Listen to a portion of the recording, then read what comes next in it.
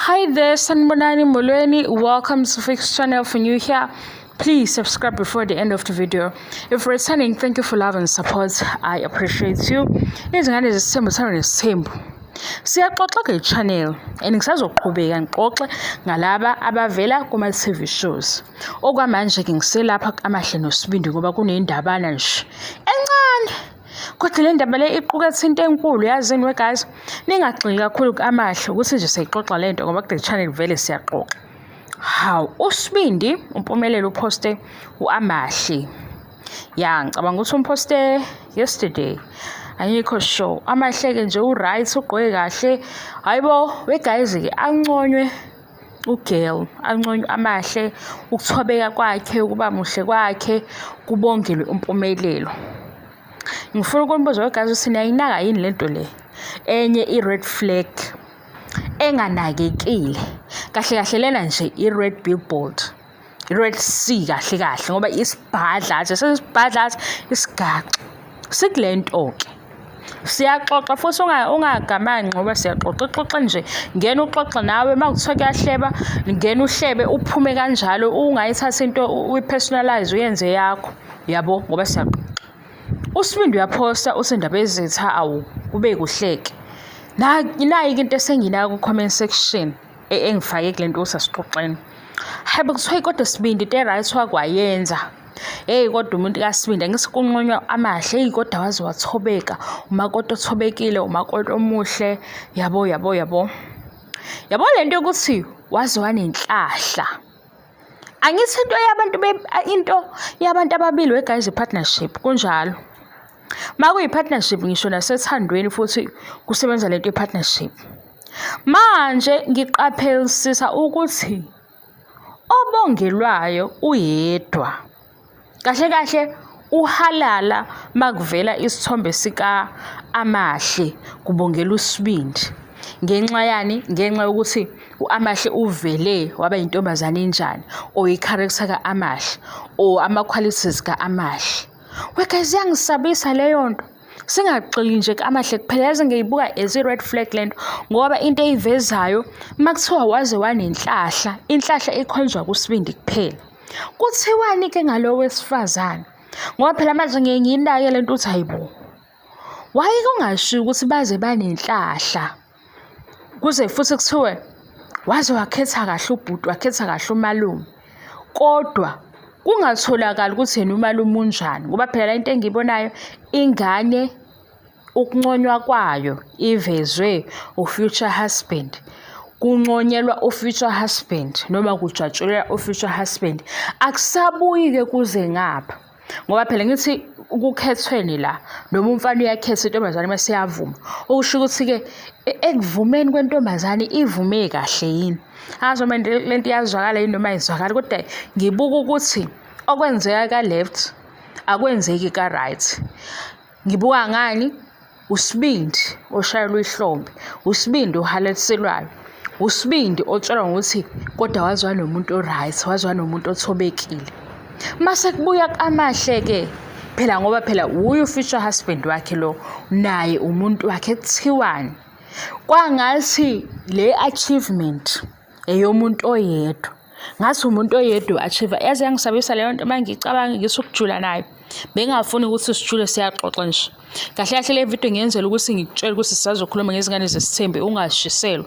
Sisazoxoxa futhi ngoAmahle nangoSibindi nangabazali babo lapha yakuthandwa isithembu ungashiselwa because bona baku-TV show. Babezele khona lokho ukuthi indaba zabo lezi abasinika uhalf wazo siyidingide kanje. Kodwa wegazi nina ke leyo red flag.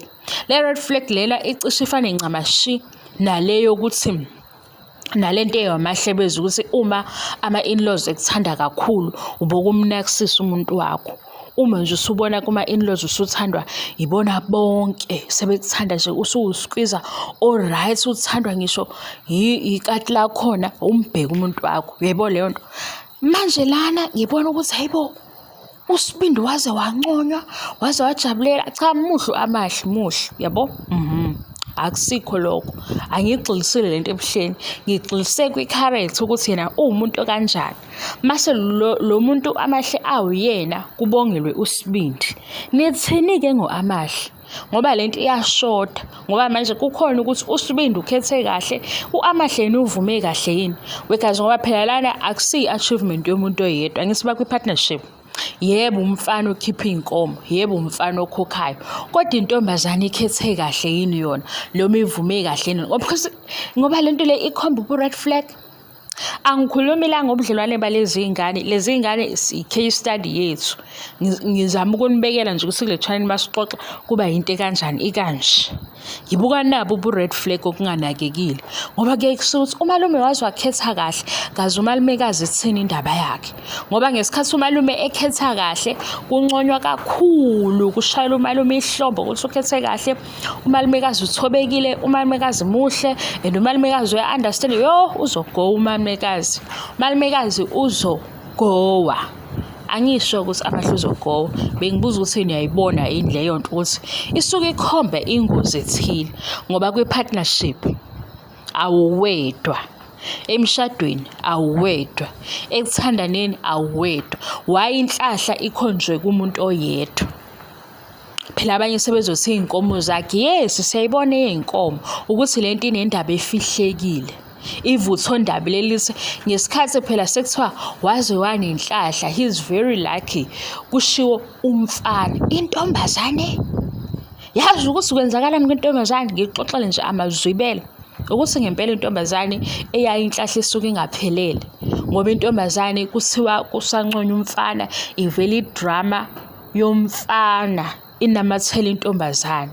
Intombazane igcina ingasawuzi uhalala, ngoba intombazane isizolobe isitshelwe njalo ukuthi kodwa-ke le boyfriend yakhe, le future husband wakhe u-1 2 no-3 no-5. Mase kubheke kumfana, umfana uyabongelwa ngoba umfana yena ukhetha intombazane e-right, kodwa intombazane yona isazotshela ikhunjuzwa njengoba kwenzeka nje. Isazotshelwa ikhunjuzwa ngoba namanje naku sekubika ukuthi kukhonani kwi-oven. Abanye bathi engakwenzani lokho, uyabo? Intombazane asemaningi ama-restrictions akhona, kodwa umfana uyabongelwa. Nebe uthi lento lena inokuphambana.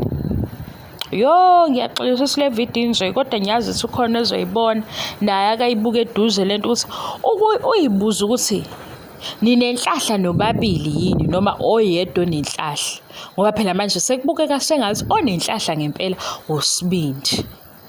Nithini ngentombazane? Angisho ukuthi lento niyenza ibe serious mase niyadinwa into esixoxayo, ngoba ngempela makuthiwa waze wanenhlahla lo. Nithini ngentombazane?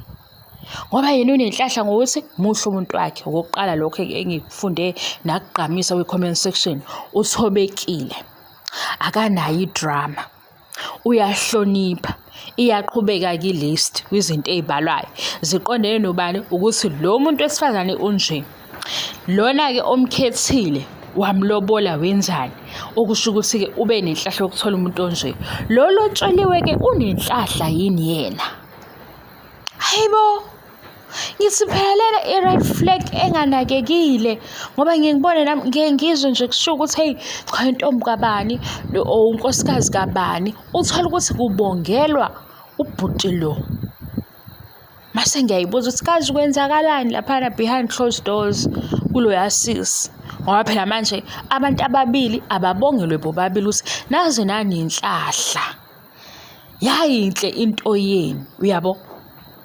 Ukuthi ngathi umuntu uma ekhetha ngavele ekhetha umuntu ofana naye nangekharacter, uyabo?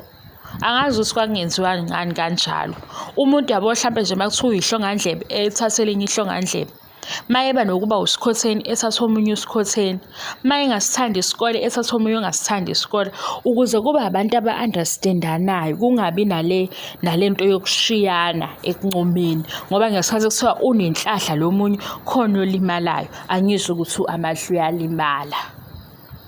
Kule video nje ngifuna ukukhombisa ukuthi ngikhuluma kanje ngiyaxoxa, and ozodinwa yilento mina ngicela ukuthi angisize azenzele umusa phezu komusa, engangeni la ngikhuluma khona ngama-TV shows, ngoba mina nale platform sivumelane ngokukhuluma. Mase kuthi-ke oyaye ethanda into engiyenzayo uyahlala siyixoxele. Akusiyo indawo le ongeniswa kabuhlungu kuyona ugcina usuphuma usuphefumula kabi usucasukile because ngiyabona lana ngenza kuba nento encane ngibambe ku-social media ngixoxe ngayo ngivele ngithole isigaxa se-comment engahambisani nento engiyenzayo ngiyibuza ukuthi if awuhambisani nento engiyenzayo ufakwa yini kwi-video ekhuluma ngezingane zesithembu ubungakufuni lokho, ufakwa yini kwi-video ekhuluma ngabantu abathile ubungakufuni lokho, because it's simple lento. Into ongayifuni ungayisupport kulula kanjalo. Angiqala ukuchaza lento. Yabona nje ngilula ngamabomu le video ngilulela khona lokho ukuthi ngiphile ngichaze ngithole izikhala zokuchaza ukuthi into ongayithandi musuku isupport. Awuyifuni gossip, phuma kwi-gossip. Awufuni umuntu okhuluma ngama reality TV shows stars, phuma lapho. Awumfuni umuntu okhuluma ngobosaziwayo, phuma lapho, because kusabalele kuningi omadlanga abalapha yabo kuningi la kuma platforms our social media. Mase uzokhetha le ongayifuni uphinde uzolawula kuyo. Hayibo, yabo lena ke yo red flag. Hayi anilibukisise nawe doda emayiqondene nawe usulobuza kuthiwa kodwa ubafo ubafo kulobu kukhulunywa kakunconywa kakhulu ubafo enconywa ngawe. Hayi mina ngiyakusabela mina ngoba ngempela yabo leyo nto leyo ukuthi unconywa umalume enconywa ngawe wena ungabe usathola ukuthi umalume kanti uyisimo esithini. Fanele kuthiwa kwazi wathobeka umalumekazi kodwa kuthiwa nomalume uthobekile. Waziwa nenhliziyo enhle umalumekazi nomalume unenhliziyo enhle ukuze kubonakala ukuthi la kuzohambisana. Manje kube ngathi kuyashiyana khona onenhlahla angiyazi inhlahla yowesibili.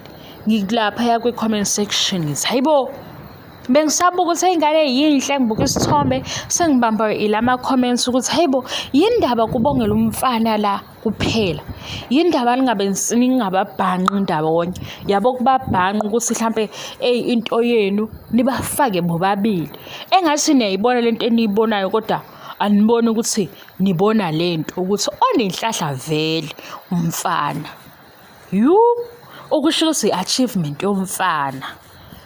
How